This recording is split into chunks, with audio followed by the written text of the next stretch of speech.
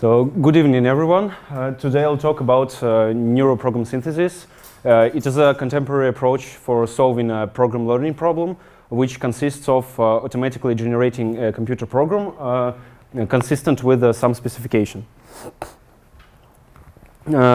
Firstly, I will introduce the program learning field with some examples, and we'll try to give a motivation about why it could be useful in practice and what potential benefits could we achieve if we try to combine program learning algorithms with a neural network approach. First, the main part of my speech will consist into two subparts. First will be about programming by example. It's one of the most common type of instances of program learning problems. Here, the specification of a problem is of a program is just a few number of input and output examples of the algorithm's evaluation.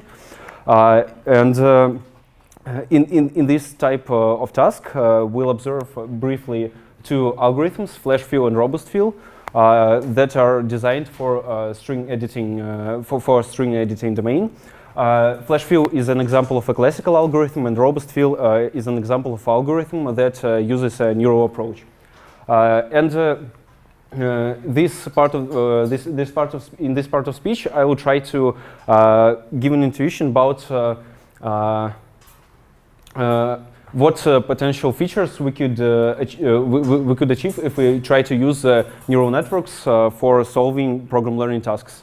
And the second part of the speech will be about the opposite direction of this combination. It's about using a program learning module as a part of neural architecture. This will be observed in application for visual question answering problems.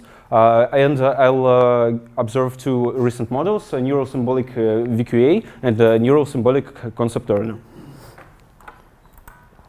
So as for motivation, it's quite natural and general. So human beings are capable of extracting regularities even from a small amount of information, while contemporary neural networks tend to require more and more data the more powerful algorithm they present. And in this case, program learning instances are actually are an example of where this capability of extracting regularities from a small amount of information is plays a critical role, because we usually have a specification provided by user, and a typical user cannot provide the algorithm with a lot of input-output examples or a different type of specification. So it could be seen potentially as an AI benchmark in the future. And the second motivation is that combining it with neural models can get us some potential benefits. So going into examples, the first one is really common for all of us. It's an example like in Microsoft Excel spreadsheets, where we have a few number of input-output strings, and we like to perform the same transformation for a large set. It can be large for a set of input strings for which the output string isn't provided. The more exotic example is about graphics generation.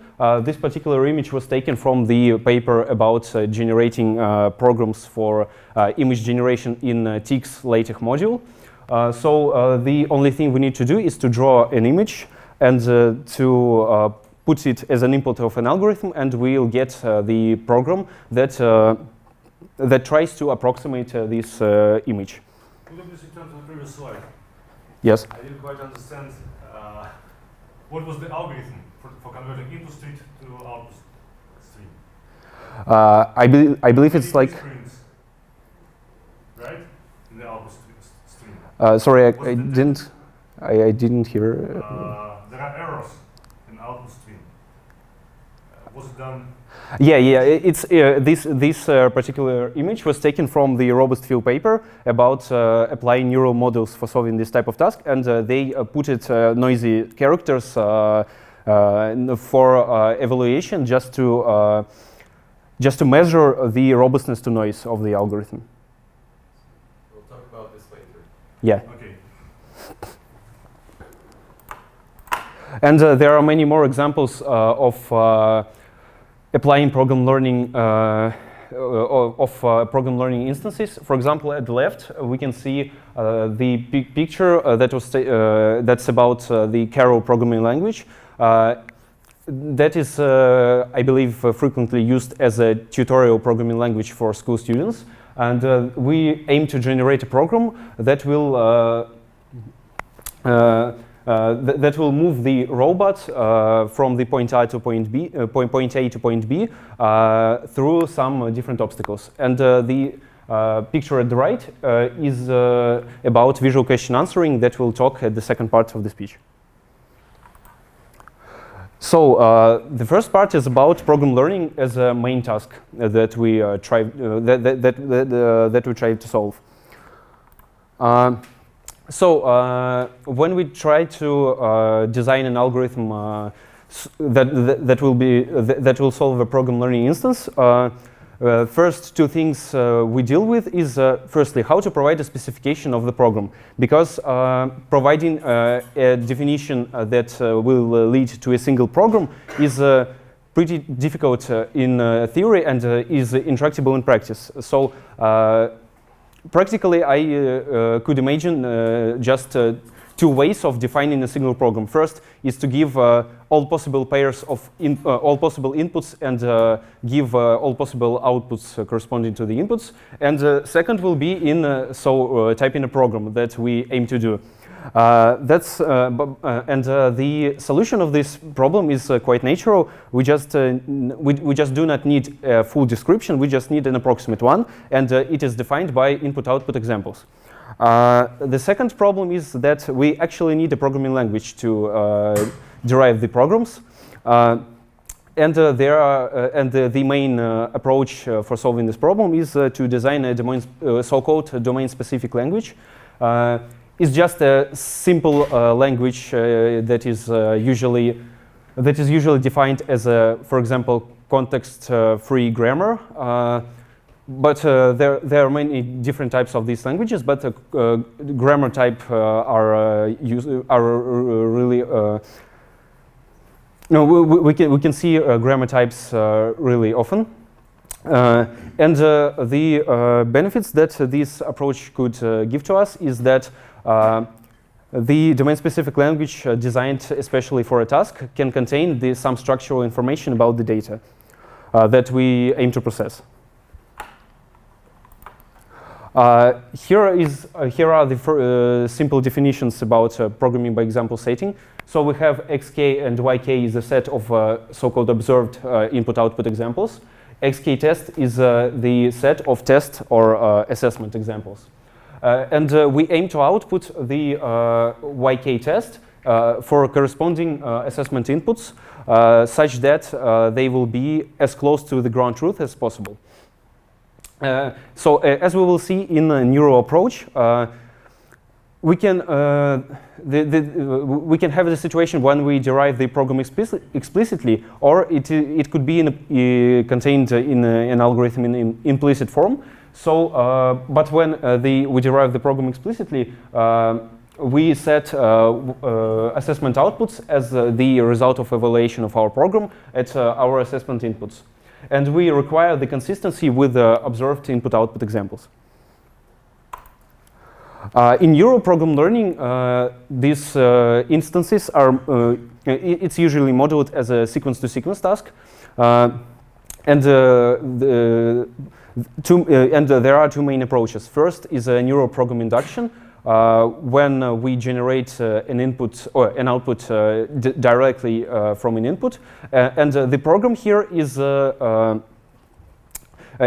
like contains in an algorithm in a latent representation defined by the middle layers of our neural networks. Neural network, and the second one is Neuro program synthesis, when we derive the program explicitly. I understand right that one of the motivations is to obtain interpretable algorithm. Excuse me? Interpretable algorithm. Yeah. And talking about the comparison of these two approaches, Neuro program synthesis is obviously more interpretable than the first one, because the first one is just directly solving this sector-sec task, and we just make the we just make the operation with hidden embeddings, activations, and so on. And here we can just execute a program and see what type of operations neural network wants to perform, something like this. And we will see by applying the robust field model that synthesis achieves more comparable, competitive results. Yeah, and while explicitly generating a program, there is a question how to, what is our vocabulary. But having a simple programming language, we just have a list of possible operators that could be converted into tokens. So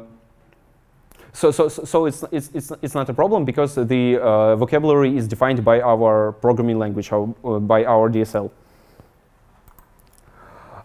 So flash fill. Flash fill is a legendary algorithm that is used in Microsoft Excel for string editing, and it is a so-called rule-based algorithm. It's an example. It's a great example of a classical approach where this algorithm works invisibly fast, even if we process a large amount of strings, and it achieves really good quality, even conditioning on a small number of input and output examples. And this was made possible by designing a really expressive DSL with a lot of with a high number with a lot of different with a lot of sophisticated operators such as loops, cycles, and so on. And applying different smart search techniques and cutting the paths of search over the space of possible programs, like in discrete optimization tasks. But there are two main drawbacks in this type of approach. Is that, as we will see, this approach is fragile to noise, for example, typos in our observed examples. And this requires a lot of engineering while being a task that is similar to a machine learning task, where we have inputs with outputs, and we want to predict outputs to new inputs. So this motivates us to try a neural approach, and one of the competitive models in this setting is called robust fill, and it uses neural program learning approach. And actually, authors compare two different techniques, namely neural program induction and neural program synthesis that I was talking about. The authors of this paper also designed their new domain-specific language that was actually much simpler than the flash fills one. They use a multi-attentional architecture of the sequence-to-sequence type of networks. Well, multi means that while decoding a program, we attend on both input hidden representations and output hidden representations. Going back into programming by example setting, we do not have actually ground truth programs. So there are two possible ways to solve this problem. First would be and is actually applied in this model is synthetically generating programs from our domain-specific language for learning. So we just generate an input, generate a program, evaluate the program on the input, and get the output. We don't even need an output. We just need an input to a program type of ground truth. The second approach would be to use reinforced gradient estimator or some techniques like this, because what we need actually is to sample a program from our neural net and to get a reward and to get a gradient update. And it turned out that with this type of architecture, our model achieves comparable with the flash fill and even better results. And let's take a look at them. I have a question. So yeah. For induction approach, do we still generate the program in the domain-specific language? No, we do not have a domain-specific language. We do not explicitly generate a program. It's like we call it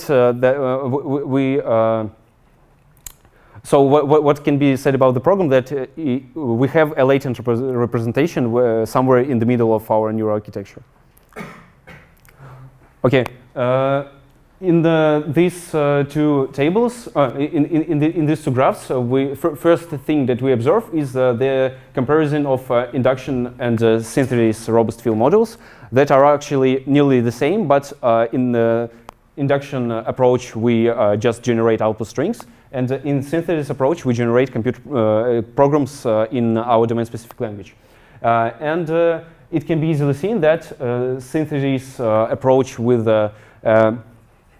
sufficiently large beam size outperforms induction approach by 20 to 30% of accuracy, which is pretty high, and which I believe proves that providing an algorithm with some prior structural knowledge could be really useful for for an overall quality of an algorithm. And the second table shows that demonstrates the comparison between performing on a noisy data of robust field algorithm and flash field algorithm. And it can be easily seen that on the clean data, our algorithm achieves comparable quality on comparable quality on the so-called flash field test dataset, which I forgot to say that flash field test dataset contains input-output examples from the real-world spreadsheets, not synthetically generated. We achieve comparable performance with flash field on clean data, and and our derived algorithm is much more robust to noise when we have when we have one or more typo in each observed example. Okay. Yeah. I have a question. Can we theoretically, in the decoding stage, generate a program that is syntactically not correct? Yeah, it depends. It hardly depends on a design of domain-specific language and on a design of the transformation of a program in this language into a sequence of tokens. So, for example, as I will describe it, when I will describe the Neuro-VQA model, there will be a language where all input and output signatures are the same for all possible tokens for all possible operators. That's why we have we have a list structure of a sequential structure of a program, not a tree-like. And the main possible thing when we could have an exception is a type mismatch. So one of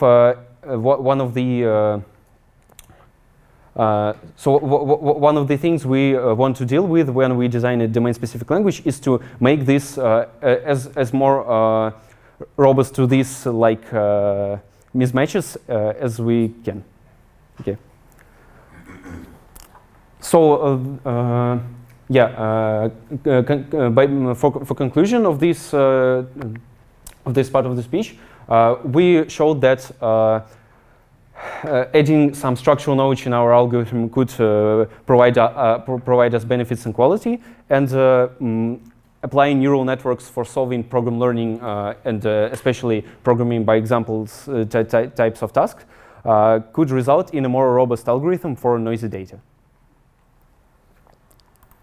So moving to the second part, we'll observe program learning module as a building block of a neural architecture.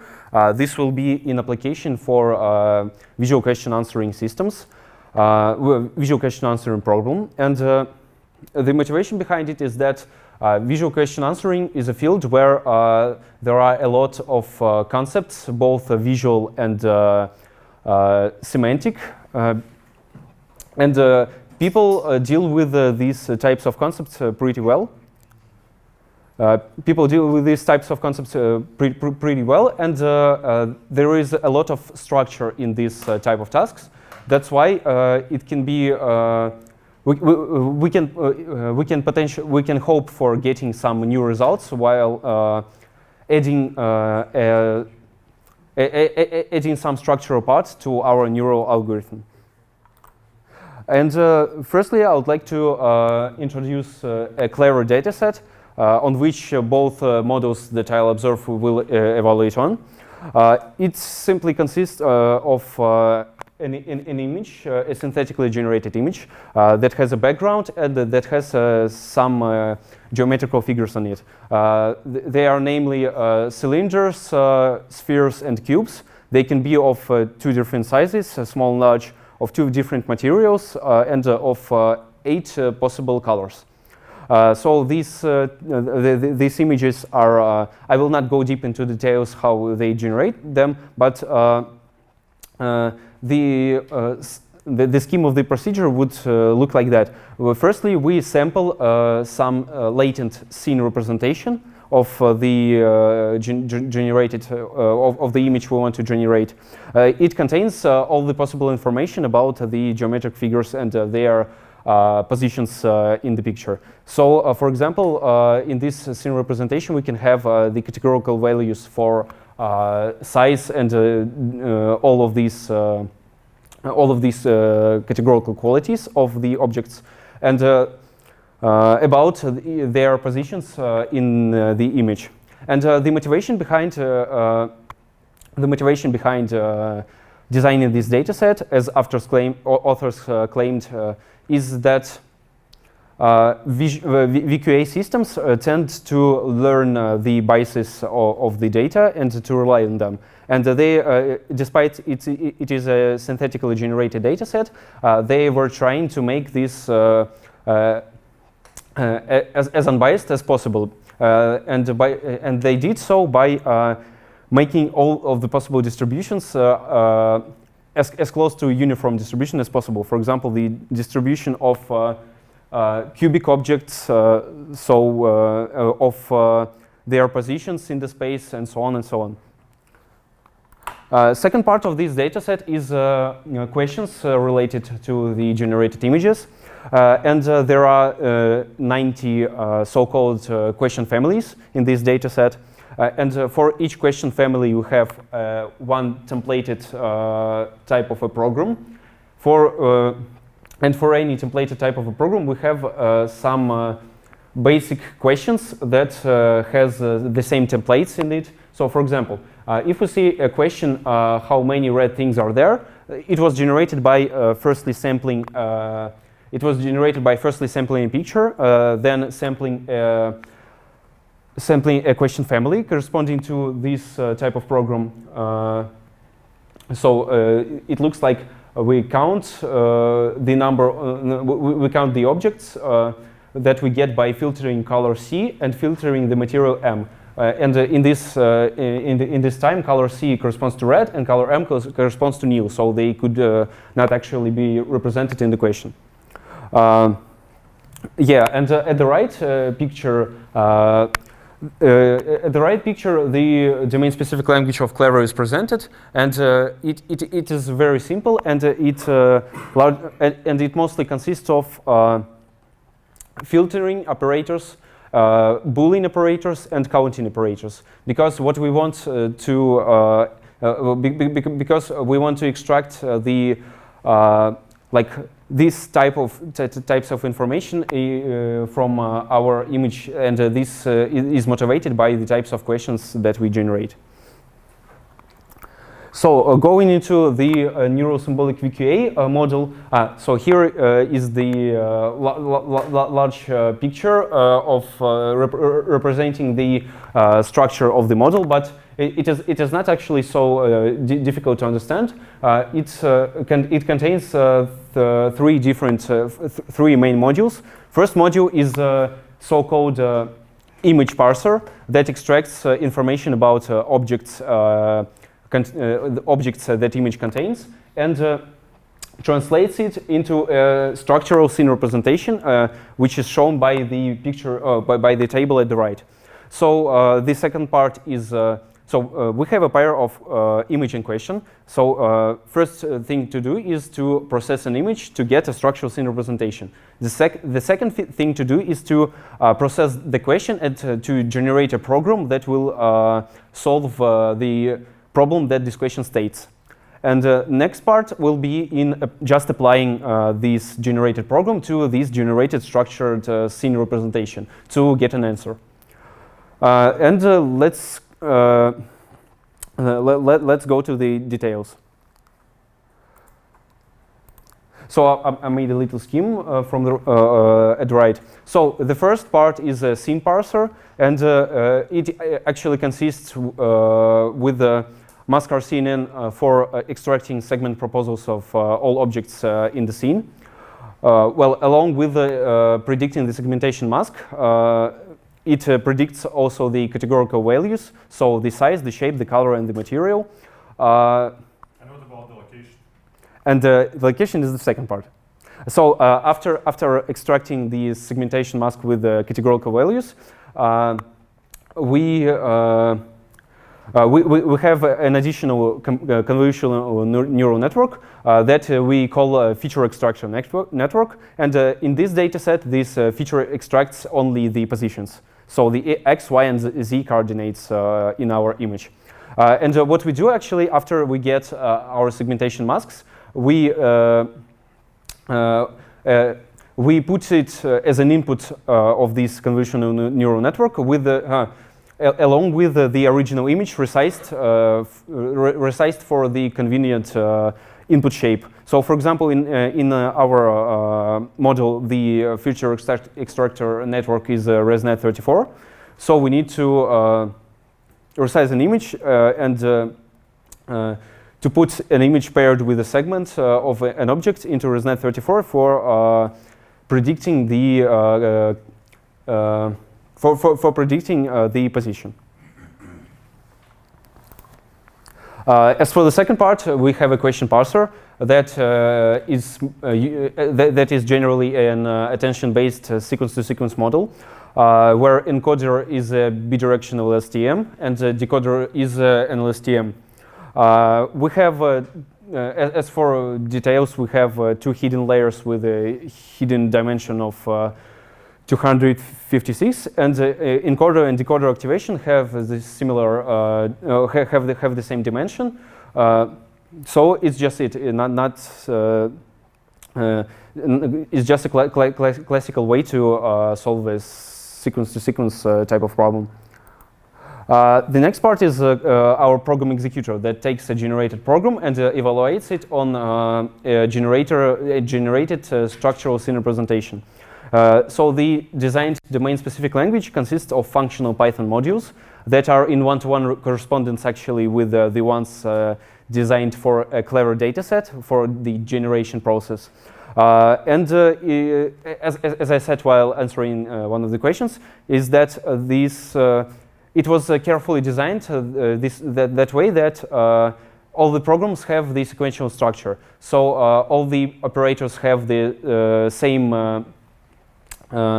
all the programs have the same input-output signatures. That's why we can just like sort them for any different for any different way. The only possible errors that may occur is a type mismatch. So it is a really convenient type of generating. It is a really convenient way for generating a program because the nature of our program of our question parser is autoregressive because we are solving the sequence-to-sequence task. Could you please provide an example of this Python code, this sequential Python code? Just to see how it looks like. Well, It was on one of the previous slides. I believe here we can see. These are the functions for our domain-specific language in generating CLEVR instances. But since all the operators are in one-to-one correspondence with the Python models that authors of NS-VOA present, that is very similar. So no loops. So we do not have loops. Yes, we just have a few number of we have a few number of possible types of operators and it's all about Boolean operators, counting operators, and filtering operators. That I believe at the very end of the presentation, after after thanks for attention, I have a slide with related to the second paper, but also that could show a possible implementation of this, but in a little bit another way. But how do we preserve the consistency of the code? So we just output some sequence. Why this is, well, the true program? Consistency in what sense? So our output is just a set of well, symbols from the corresponding alphabet. Yes? Yeah. Like comma, some particular operator, and so on, some sequence. Why this would be the correct program? Okay, I didn't say about the training procedure because I'll move it to this. Yeah, so talking about the training procedure, we do not, in this case, because this CLEVR dataset is synthetically generated, there are annotations for all the possible things we could have. So there are annotations for programs. So we have an input example of an image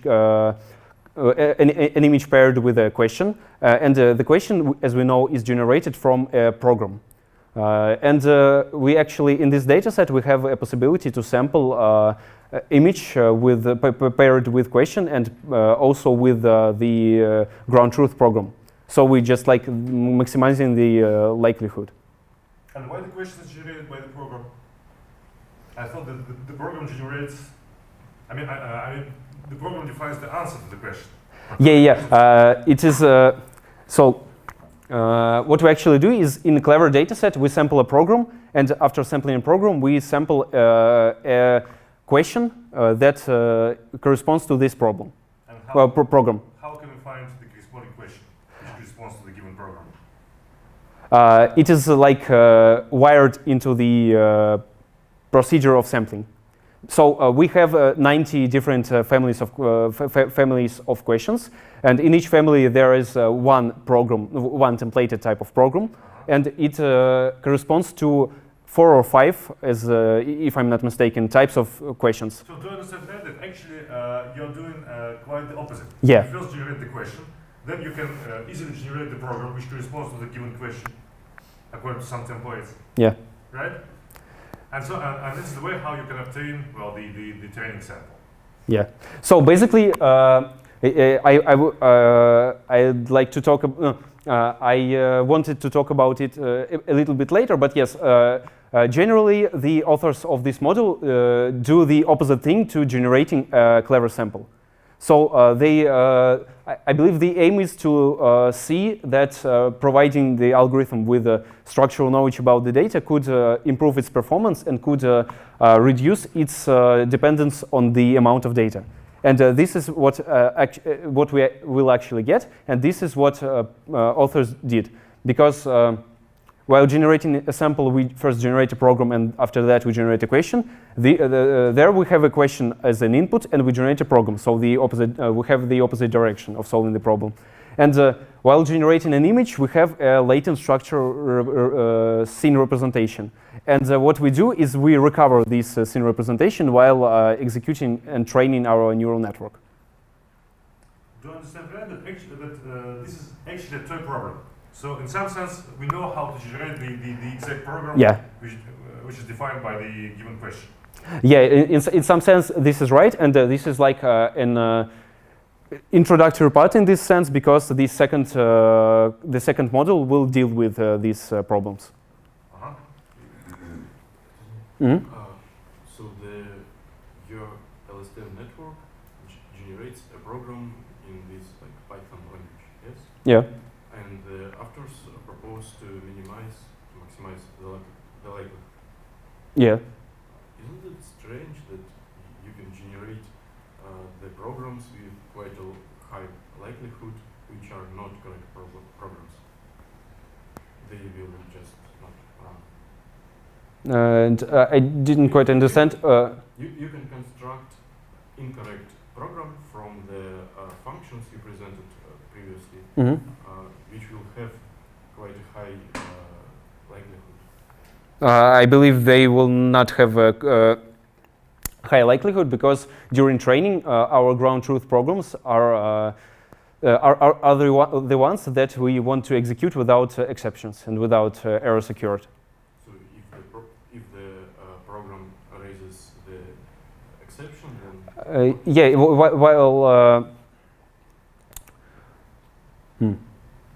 so while evaluating, we just consider this type of case. Okay, I understood the question. Is it about training or evaluation procedure?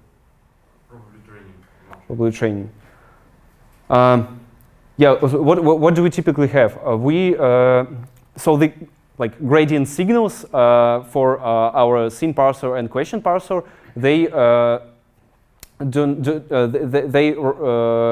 the start point of these gradient signals is not the answer. This is the either program that we generated from our domain-specific from the CLEVR dataset, either as scene representation. So during training, we do not actually execute our programs. So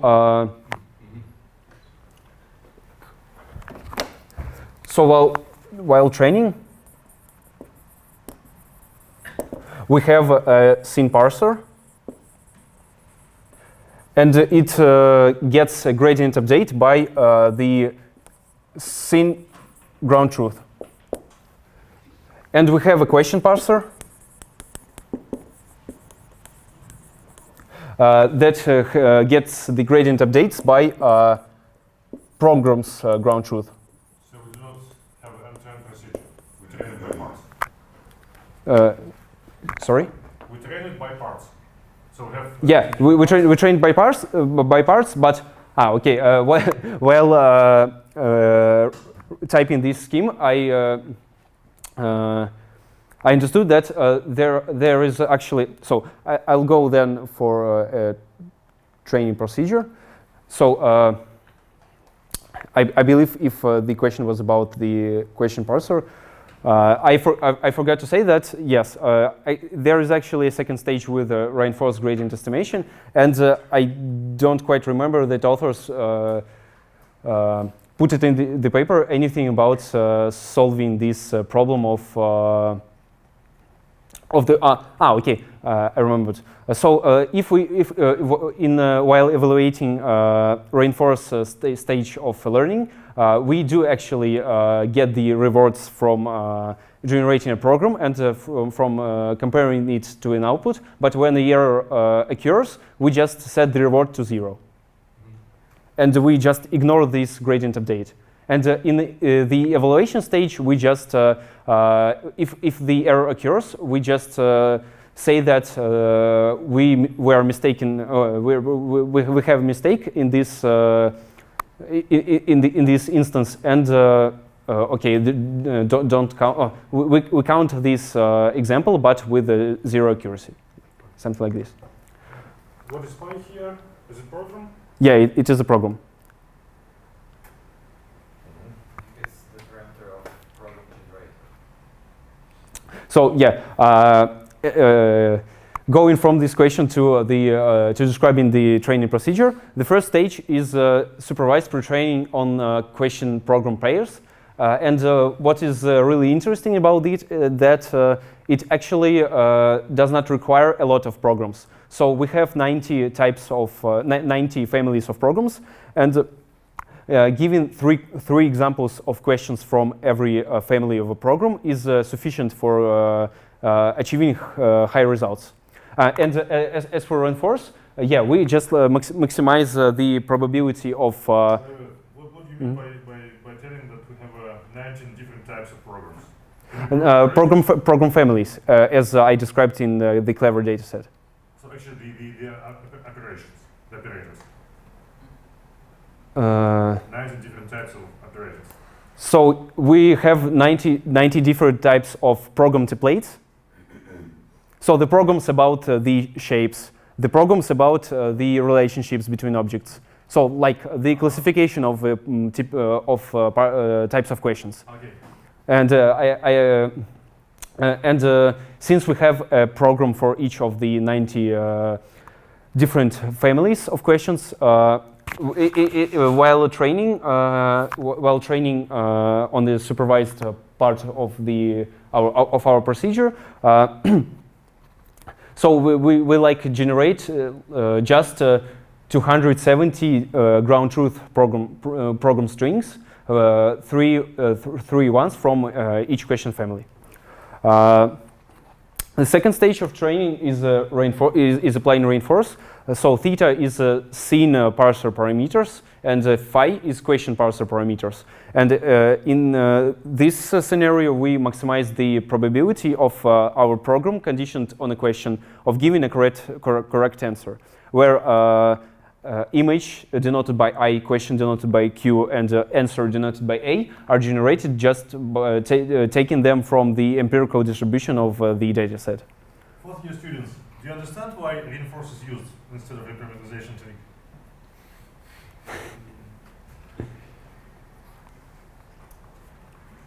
Because the program is something discrete. Yes, actually. And in here, we use reinforce, but there are a little bit of different techniques of reducing its variance. So we use a constant baseline, we use early stopping, and weight decay. Authors claim that it somehow that it reduces the variance of the estimator, and the training goes better. And going. Okay. Speaking about the scene parser, so you train the scene parser itself in parts, am I right? Yeah, I'll go back then because I started from the from the different sequence. So training in scene parser requires. So firstly, what do we get as training data? We use 4,000 CLEVR images with annotations, and by annotation I mean the segmentation masks of objects, their categorical values. So the whole scene representation is used as an annotation for each image.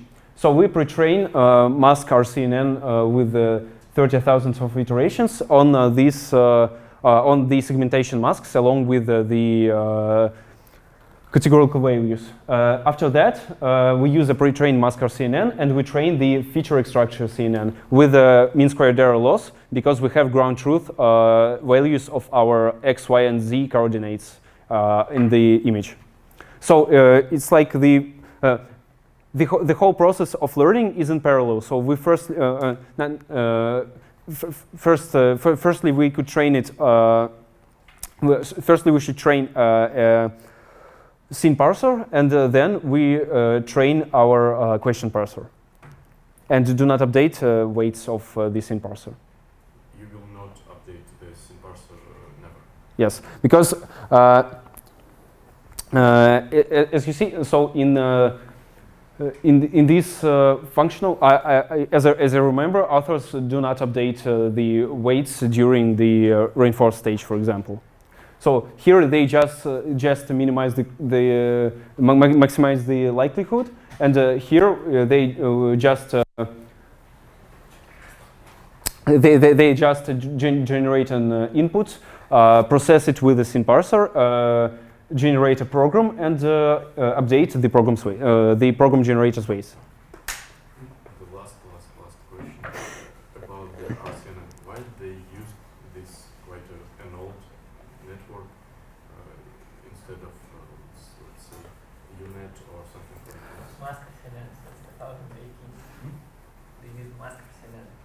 Mask, yeah. That's 2018. And the paper Neuro-symbolic. I'm sorry. And the paper Neuro-symbolic VK is from 18th year as well.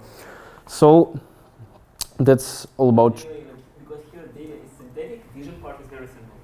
So like it's 100% accuracy because of synthetic data. Vision is. Yeah, it's something like this, and that's why while having 70,000 of images in a CLEVR dataset, we can use just 4,000 because of this simplicity of data. So going into results, we have a near perfect quality of our NS-VOA system trained on 4,000 CLEVR images and on 270 programs.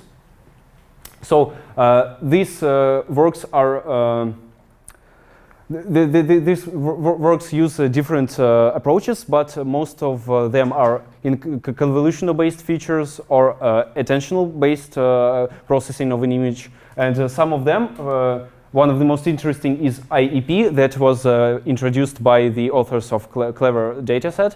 Is a benchmark for visual question answering modules on this dataset.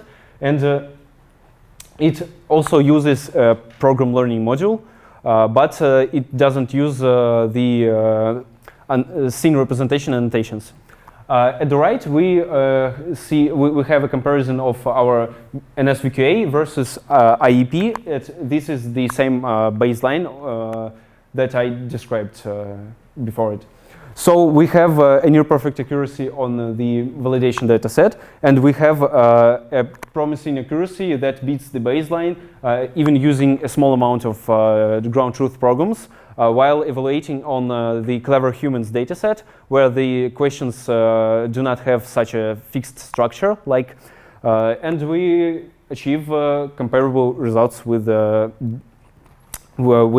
previous algorithms. And what is CLEVR humans? Does it mean that the questions are formulated by humans? Yeah. So the question. Any restrictions? I guess. With restrictions, but still. But that's interesting. Which restrictions they used? Unfortunately, I do not remember what type of restrictions there are, but authors claim that these types of questions do not have such a restricted, such a formal way of generating a question. Well, hopefully so. Yeah, so it is. It can be used as a benchmark for generalization on new types of instances. Quick question here. Yeah. Have they tried generalizing from one subset of synthetic programs to another subset of synthetic programs? Yeah, they tried so, and I didn't add this table to the presentation, but there was the following thing. They split the data set into two parts. They obviously get the near perfect results on the, while training on the first subset. And training on the second subset, they get not so good results, but they claimed that it is because our feature extraction is bases hardly on the color of an image. That's why they did some different experiments. But did they specifically split between like program templates? So like half of the program templates in the first half? Because like that's the critical thing about generalization in the grammar and in the actual program. I do not remember whether they split it just by the program families, but they split it with the restrictions. So, for example, in the first subset, we have only cubes with 2 or 3 possible types of colors. In the second, so not only cubes, but a small subset of shapes, a small subset of colors, and in the second data set, all the other things. In the sense that you mean like there was never a red cube in the training set, but there is a red cube in the test set.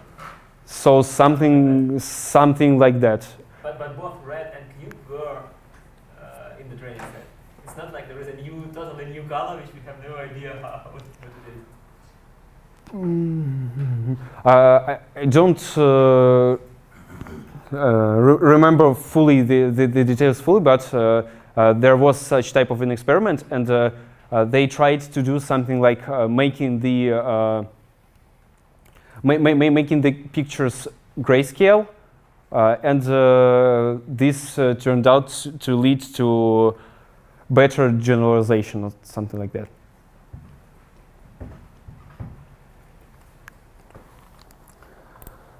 So as for conclusion, we have a near perfect performance on CLEVR dataset, and we have a few number of ground truth programs and a few number of images during training. But we heavily rely on the ground truth scene decomposition. And we also rely on the ground truth programs, and that is the problem that we aim to solve. And it was actually solved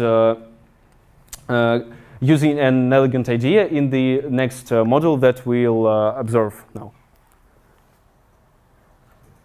So the next module is called Neuro-symbolic concept learner, and its basics. I just took the scheme on NS-VOA and put in red the things that are different in our new model. So we in previous model we have an explicit scene representation that we do not usually have in a real-world data set, and we rely on we heavily rely on it, and we also rely on the ground truth programs, which we do not usually have in the real-world tasks as the scene representations. So there are two bottlenecks which we aim to deal with. Well, okay. What is the second bottleneck? So the first is a scene representation, and the second is program execution. In terms of that, we aim to not use any ground truth programs. So we want to learn it a little bit of a different way, but okay, we can actually use reinforce or something like this while training a question parser, which remains nearly the same.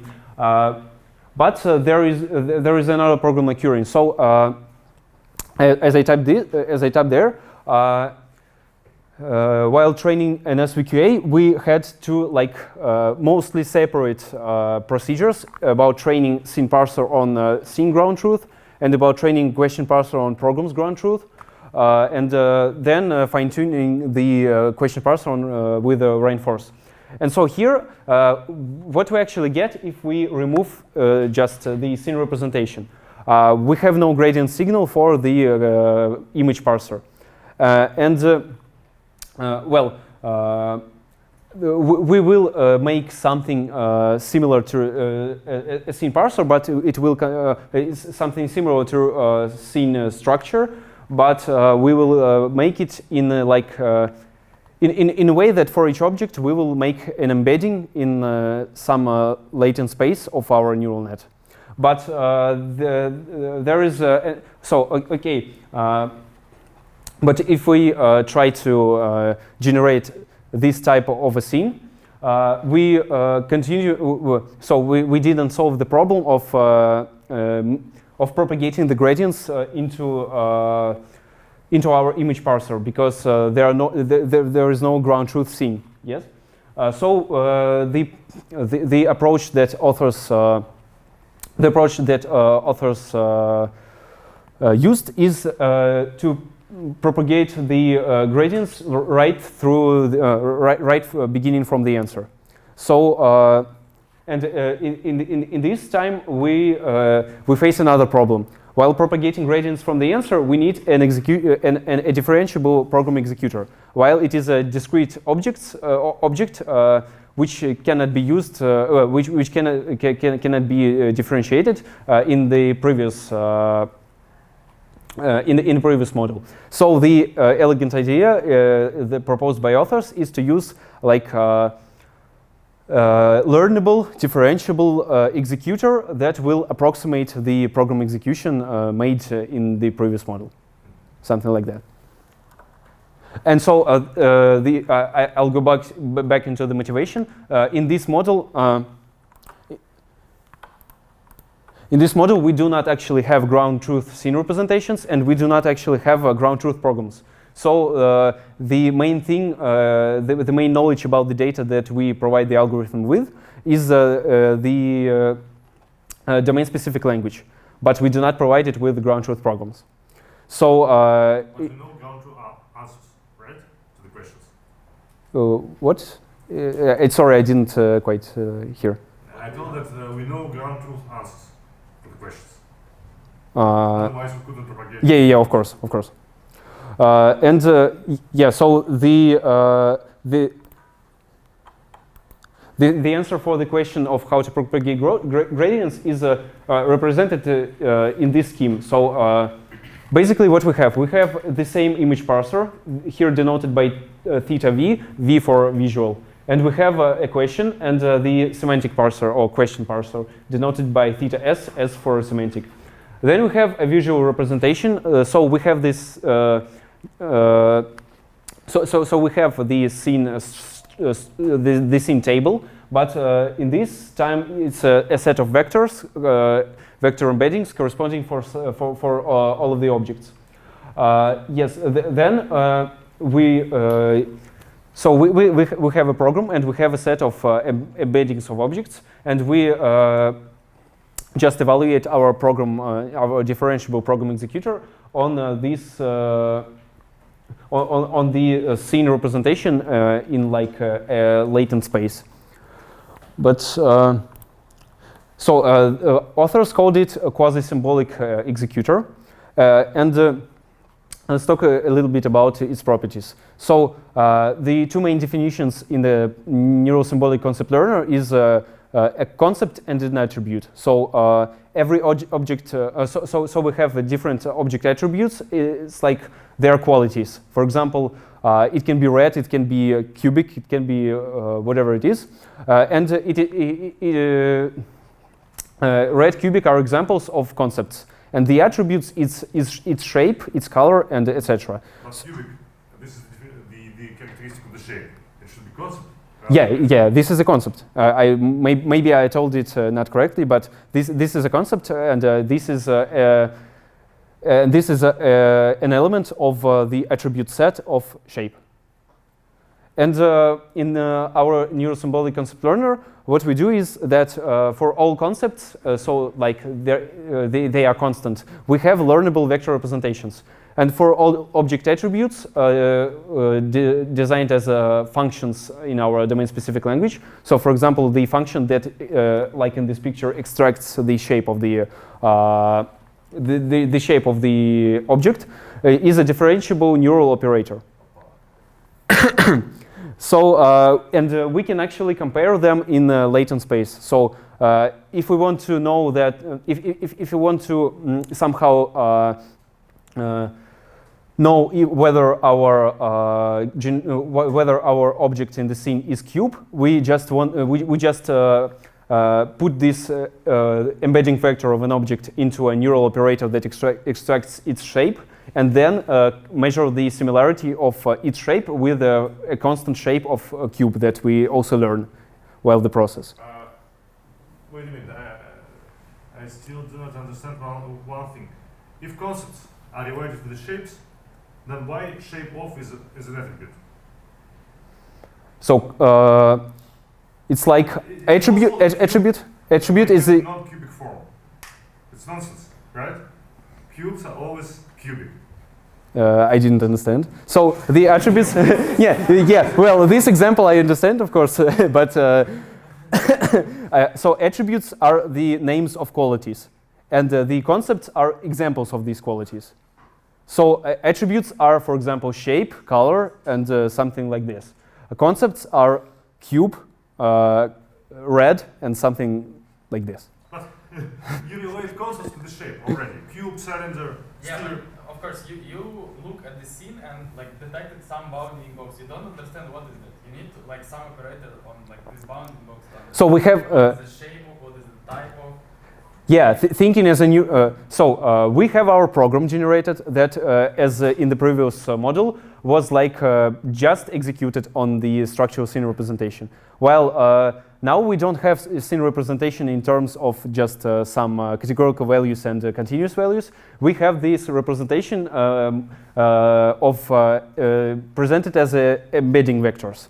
Oh, okay, so each object is represented as a vector embedding. As a vector embedding, yeah. Whole concept, right? So you relate concept with the object, not with the object of particular shape, not with the cube, with the cylinder.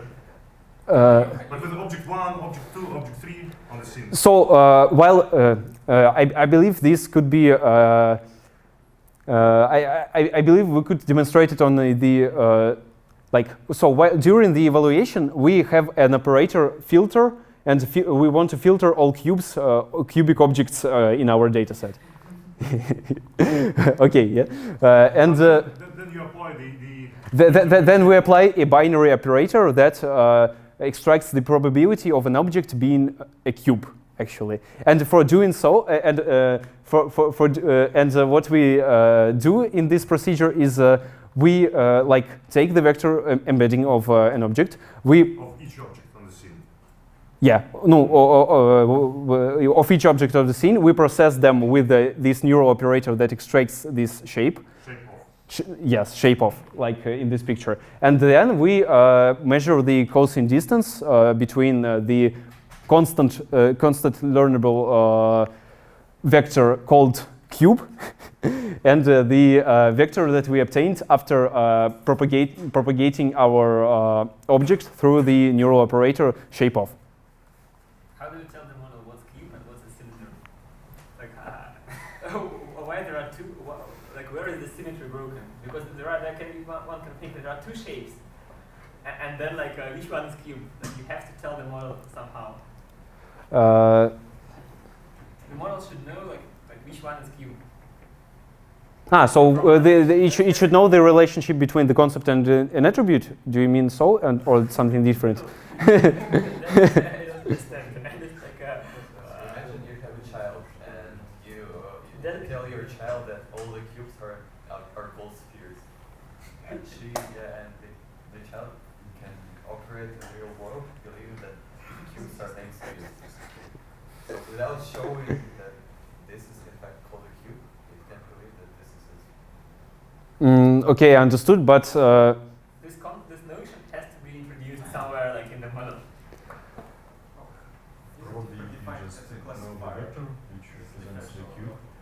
How do you know the vector? so yeah, I'll go further into details and I'll tell about. So about the question of concepts, these notions, I believe these notions arise where we make a semantic parsing of our question, and after parsing it into a program and executing it, we have like a token that corresponds to a filter or something like that. Or maybe I didn't understand it well, but Seems to be a classification problem. yeah, it's If you learn a classifier, you need to know to get the classes somehow, and the claim is that there is no classes. so maybe I will explain it if I go further. So in this particular example, we, as I said, we propagate the object through the neural operator.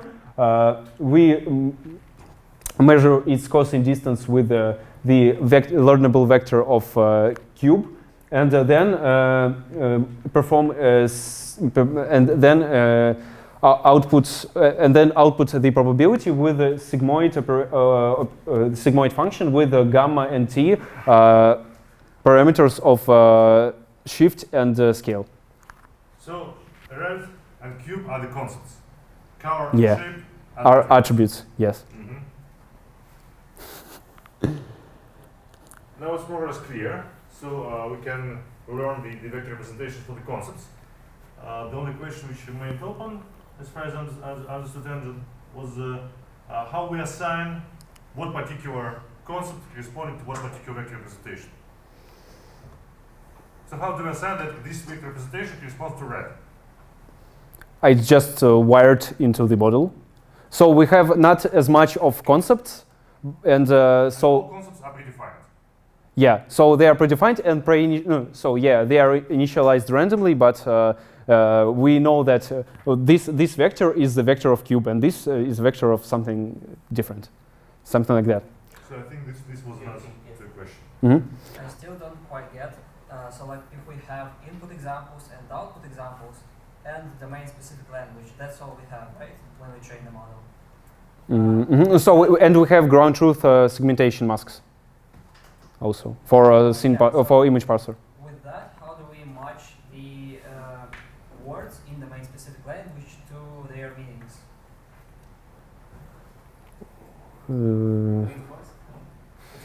be the next. Yeah, it will be in one of the last slides about the model, about training, and something. I believe it will answer your question. So as defined in previous model, we use a pre-trained mask-R CNN. So pre-trained means that we extract 4,000 of CLEVR images and train on ground truth segmentation masks. So mask-R CNN is used for extracting object proposals. Then we take the original image. We get so-called region-based features by the row-align operations, and the image-based features get from the convolutional neural net, and they are concatenated, presenting the vector embedding of an object. So by adding image level features, we add some contextual information to the embedding of the object. So, and for domain-specific language and question parser, we have a DSL very similar to the one in NS-VOA. So the differences are insufficient to talk about it. And as for the question parser, we have bidirectional GRU and the GRU decoder. Bidirectional GRU encoder and GRU decoder. So going back to the quasi-symbolic properties and to the executor, all the operations are made probabilistic for the differentiability. So, for example, if we want to filter a set of objects into another set of objects, we do not just output the new subset, but we output the probabilities that for every object, we output a probability that we relate to this object and we want it to be in the next part of execution of our Neuro-symbolic executor. And it is denoted by so-called masks, and while performing these operations, our inputs are a pair of current scene and the mask get from the previous operator. And as for training, we get the follows. So we have the weights of the visual scent parser, theta v, and the weights of the semantic parser, theta s. And it is important to mention that our executor, so we need an answer to be output, and our executor actually is actually presented as a multi-class classifier. So we have not so the possible answers are yes, no, shapes, colors, size, material, and so on, and some fixed number of integer possible outputs. So bounded by some constant. Bounded by some constant. So we train. Actually, we train a classifier. And the functional is that, is the expectation taken over programs, as in the previous case, but we maximize not the indicator, but the probability, because our executor outputs the vector of probabilities, and we have the ground truth answer that corresponds to a binary vector with one unit, and other values are 0. So for the visual scene parser, we minimize the cross entropy between answer and execution result. So by minimizing by cross entropy, I mean because we have an execution we have an expectation over over programs, and by cross entropy, I mean that we if I'm not mistaken, I mean that we sample we sample some programs from our question parser, and we compute the mean cross entropy between these particular samples of programs. Could you please repeat how the executor is trained or defined? Probably I missed something. What? The executor, how is it trained or how is it defined? So the executor is just so yeah, we have So it takes the program as an input, so the sequence of tokens. And the perception, so it's like the scene of our embedded vectors. And the executor takes the program and makes the evaluation in this style that presented in the right picture. So everything is made differentiable, even the mapping of a token into a neural attribute or something like this. So I think you can think of every operation, like every operation of the language converted into a neural network layer with some parameters and some input-outputs, and then the structure is fixed. And then you're just building blocks, you're combining building blocks. So if you have this neural program, you know how to execute it, just run it. Yes. It's like a feedforward pass. But the weights of these neural blocks, are they trainable? So of course. Embeddings for concepts are trainable, and attributes networks are trainable also. But these are not attributes. These are operators, right? For each operator, you have trainable neural network? No, it's... There are two pieces. One is supervised loss, one is reinforced. So the order of operators is done with reinforced, but the rest is supervised. I believe it's a bit about different thing. So, for example, a filter operator is presented, I have a slide at the end. The filter operator is presented as a differentiable smooth version of the filter operation as it was in a program executor in the previous model. So we have like a list of functions that are deterministic and not trainable. That use attributes and concepts as their inputs, and this scene, of course. So yeah, it's just a set of differentiable operations that are designed as, for example, by... These are just smooth versions of some deterministic... Yeah. For example, instead of taking an argmax, we can use softmax, and it's like something in the same way. Okay. So yeah, the term for the visual send parser is the minimization of cross entropy between between our answer and the result of our execution. And as for semantic parser, we use reinforce with some variance reduction techniques to train it just by sampling image question and answer from the dataset, and after that sampling a program from our distribution of the model. We also use so-called curriculum learning, which authors were motivated by the way humans learn. So, for example, we actually start with some very simple scenes and very simple questions about the object-based questions. The second part will be in training on questions about the relationship between objects. The third part will be in training on simple scenes, but quite difficult questions. And at the very end, we will train on arbitrary questions and arbitrary scenes.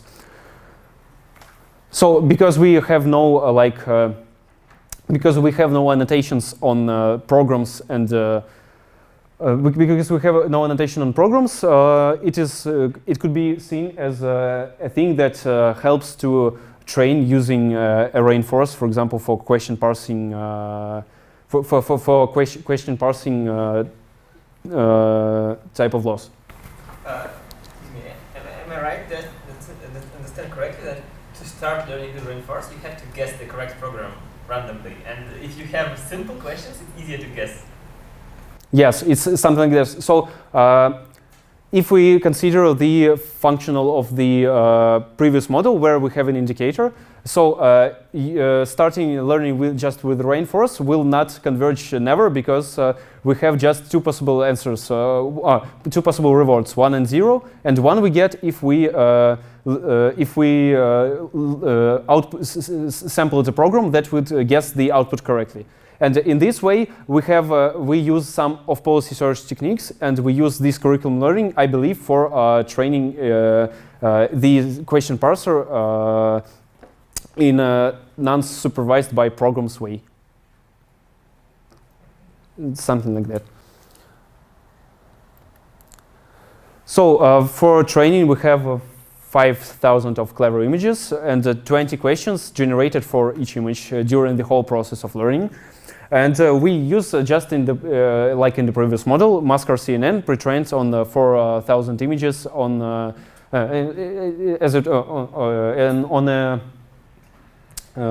on segmentation mask annotations. And as for results, we can see our models compares with different models that use program annotations and with models that do not use it. So an overall accuracy is 98.9%, and it is comparable with one of the most comparable with one of the models that also do not use the do not use the annotated programs. But this was done in I need to remember it. It was done learning just on a subset of images on 5,000. So if we train this type of model on the whole set of images from CLEVR, we get an accuracy of 99.2%, which outperforms all the previous models that do not use that do not use the program annotations, and even outperform the models that do use such type of annotations. This is shown in data efficiency table. So accuracy on 10% of data is what was presented in the previous slide, where we trained on 5,000 of images, and 99.2 is when we train on the whole set of CLEVR images. And as for the right, combinatorial generalization is all about splitting the data set into 4 parts and making the learning process only on the 1 part. And they are split actually. And as I remember, they are split in the way that 4 of these splits correspond to 4 stages of training procedure. So simple questions and simple scenes, simple scenes and relationship questions, simple scenes and difficult questions, and difficult scenes and difficult questions. And we try to learn only on simple ones to predict the more complicated. And we actually get really promising results in this evaluation. So, as a conclusion, this structural in this model we have a structural program learning part as a combined with a differentiable executor. We achieve a near perfect accuracy on CLEVR visual question answering dataset and problem. We do not use ground truth programs, and we do not use ground truth scene representations. So we use just an answer and the segmentation mask for Maskar CNN pre-training. That's all we use, and that's what we get. Curriculum burden. Okay. I think it's pretty important because you have to show very simple questions first, and it's hard to reorganize your data. Someone creates this curriculum. Yeah. Okay. Yes, I understood. Yes, it's also a structure. Can be seen as a structural part of the data, but it is not so heavily introduced as in the previous model. Can I ask a question? Of course. There is a whole line of work from Berkeley with the QoS neural model networks, which seems very similar. So there is like the first paper was doing stuff with the program annotations, then they were using reinforcement, the same model, then they got rid of reinforce, and they were like improving accuracy all the way. It seems like very similar. Can you comment on relations to that? Does this paper mention? But I guess they were present in the table. No? NMN? No, NMN, I haven't seen that. Mach, so NMN also compares to Mach, so they beat Mach like crazy. They said Mach so yeah. all the bad math. So yeah, here there is an NMN in the very beginning. They give NMN program annotations because there is NMN without program annotations. Okay, well, maybe they didn't know about it, or maybe they didn't want to compare with it, or maybe there wasn't these models weren't introduced in when this paper was published. So maybe. Any more questions? So that's all, and thanks for your attention. Let us thank the speaker for very interesting talk.